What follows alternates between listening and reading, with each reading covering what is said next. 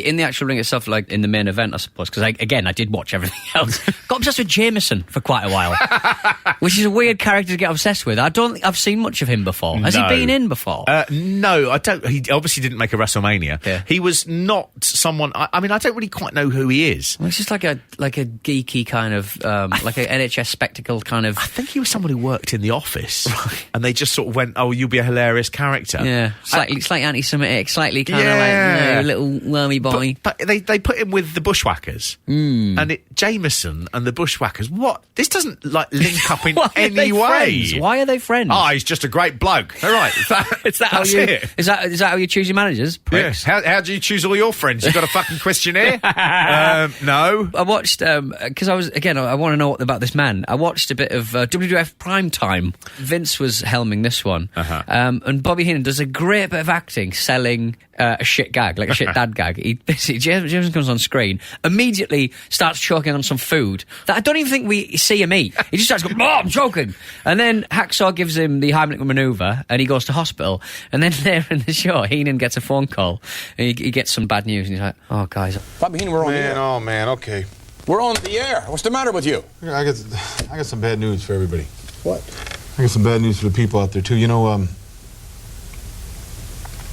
concerning Jameson, you know how I get on his case a lot and everything? Yeah. He's alive. Oh. He's alive. He should be alive. He's alive. Oh. He's alive and well. It's such a shit gag, but Heenan does it so well. I'm like, Heenan could have been like a talk show host or something. Yeah. Like, he could have definitely worked outside of the shit show that is the carny WWE. Gene backwash. Don't mention. You got a cigarette? Let me hear it. It's in the bag here. Come on, suck on that weed. Okay. Hit it. I see a bubble the size of this room. Almost had one there. Mm-hmm. Almost. Well, this is right back. There, we had a bubble. We had a bubble. Well, I want to see a bubble the size of this suitcase here. Worth saying as well, I mean, this is Ric Flair's greatest hour. This is Bobby Heenan's greatest hour. Oh, it's so nice to have them back as well. He is so good in this. It's a really simple thing they set up, that Heenan is working with Flair and he wants to see him win. And he's all like, none of this is fair. And he does such an incredible job. Can we take a quick holiday in Promo Island that I'm obsessed with? Hawk threatening Ric Flair before we get into the actual meat of the actual grappling. Let's have it. This is a promo that Hawk from the Road Warriors... Legion of Doom, sorry. No, both are right. Both are right. I was thinking about this. You know when they transport the suits? Because obviously the wrestlers, they run on the road, they've just got to put it in the back of the car. Yeah. Do those spikes detach? Or do they unscrew? I don't know. And I've Googled this.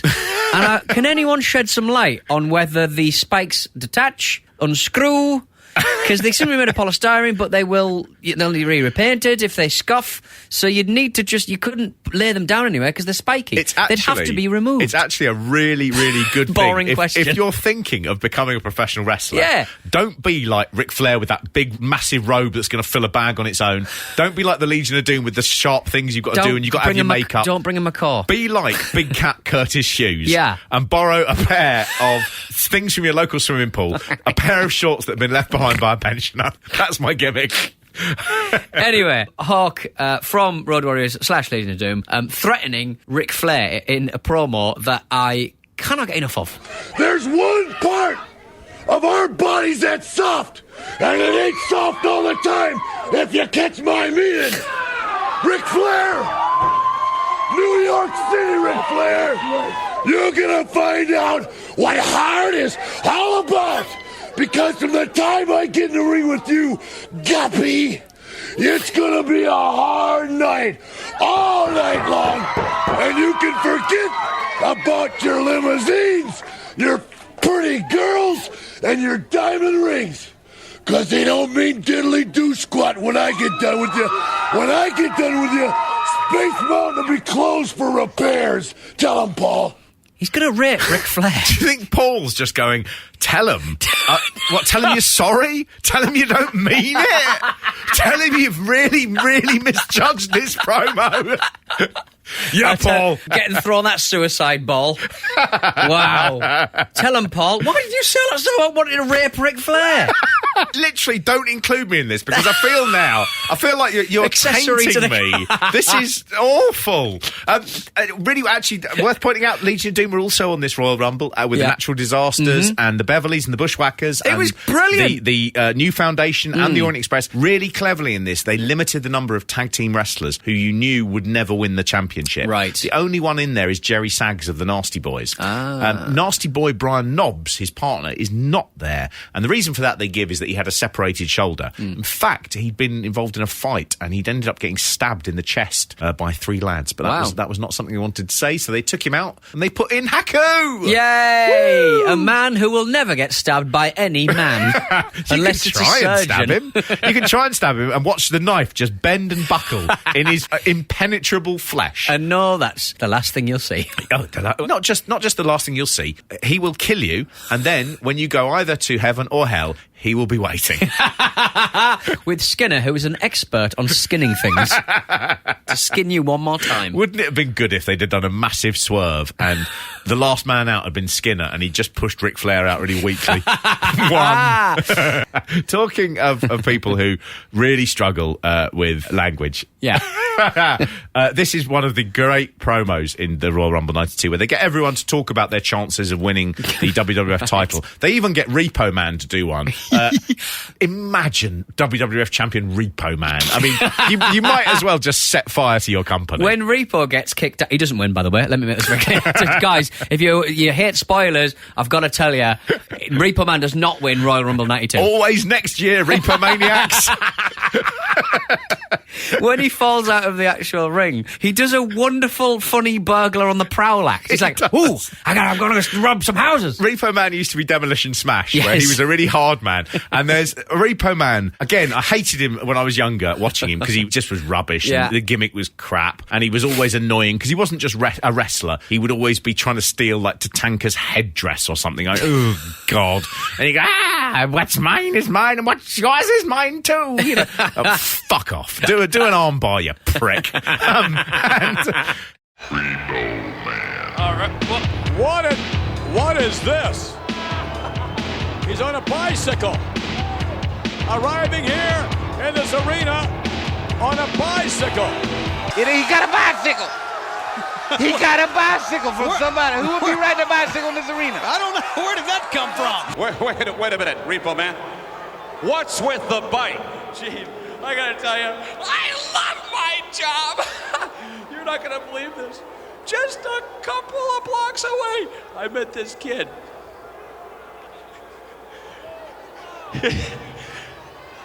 He was studying for finals, so he had to quit his job. And I mean, when he quit his job, he couldn't make any payments. He didn't make any money. So then I had to come and I had to do my job. I had to repossess a brand new 10-speed. Oh, wait just a minute. You gotta be kidding me. The way it goes. Repo Man, that is sick. That is absolutely disgusting. But before he does his perfectly serviceable promo, we get one of the industry's not great talkers, the British bulldog Davey Boy Smith. Yeah. And they say to Davey, clearly they say, look, mate, come on, it's only 40 seconds. You'll be able to get through it. Yeah. And he doesn't. The last time the British Bulldog was in a match like this was in the Royal Albert Hall in London, England, my hometown. Not his hometown. And what a thrill it was for me to dispose of 19 other opponents over the top rope and stand victorious in the hallowed halls of the Royal Albert Hall. But what a bigger thrill it's going to be this afternoon when the British Bulldog steps in the Royal Rumble and disposes of 29 other opponents and gets the World Wrestling Federation Heavyweight Championship belt around my waist. That will truly be a Royal Rumble. The relief that he says rumble. Now, the bit I'm obsessed with is the phrase, the hallowed hall of the Royal Albert Hall. 7 words, 5 mentions of the word hall. The hallowed hall of the Royal Hallowed Hall. Oh, I love it. His accent is kind of like, you know when, like, someone's in British porno, like, people are going, yeah, put it in a, and they don't use the P word, they go, put it in a minge, or something like that. It's like, it's trying to be sexy, but then they get to a point where they go, put it in a... It's just disgusting. Hey, plop your tits out. Yeah. God, you're a big girl. Oh, you're... No, and they never use the word cum. They always use the word... not even jizz. What do they use? We're going back Spunky. Spunk. Yeah, and there's always the word... When we go, I want your spunk. And it's like, don't use... Say cum. Say cum. That's use the word pussy. I'm going to go off in my pants. It's like that. Oh, aren't British people sexy? Heather Hunter, what a beautiful name. Oinkette, thank you very much. Please sit down. How are you? How you doing, Bobby? Fine. So you're an actress. Yeah. I'll say she is. Yeah. Now this new movie you're in about America, is that like... Oh, it's a remake of Eddie Murphy and Arsenio Hall movie. It's called Coming on America. Is it made... Instead of Coming To, it's Coming On. Is it made by the Disney company? No, or? don't you know what she does? She's a movie star. She's an actress. Bobby, listen to me. Just what? Oh.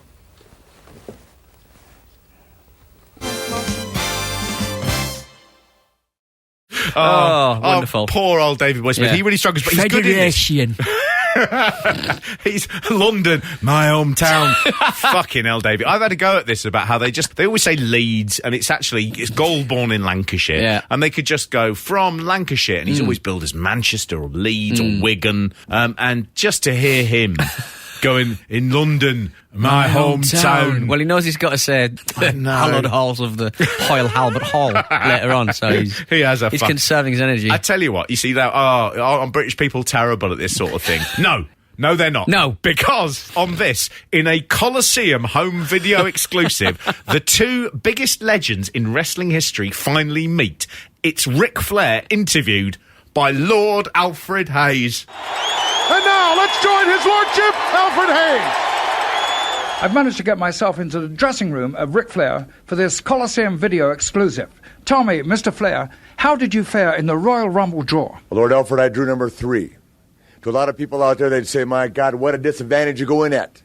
But look at it like this. When your name is Ric Flair, when you're the claimant to the real World Heavyweight Championship, you know that to make everybody a believer, that I've got to beat 29 other men. So argument number 3, that means I'll be in there close to an hour. It makes no difference. When I walk out, I will be the World Wrestling Federation champion against all odds, and that's the bottom line. That is the bottom line from Ric Flair. So now, back to the ringside. Two things there. Flair is so good, he invents Stone Cold Steve Austin's fucking catchphrase. And that's the bottom line. And he pauses like he's going, no, I won't say because Ric Flair said so. It's just weird. The other thing I love about that, Alfred just starts by going, I've managed to get backstage. No confidence in his ability. My security passes have not been delivered to my home. I've been told I shouldn't be here, but I'm here. Alfred, how you doing? Fine, thank you. A word about the Rumble, if you could. Yeah, I'll give you a word about the Rumble if I could. I'm Lord Alfred Hayes, and this is the Bobby Heenan Show. Bobby is the infinite orator, a man whose incredible knack of voicing the appropriate phraseology for the most acute of verbal situations has placed all other talk show hosts on a plateau of mediocrity. His eloquence is brilliant beyond compare.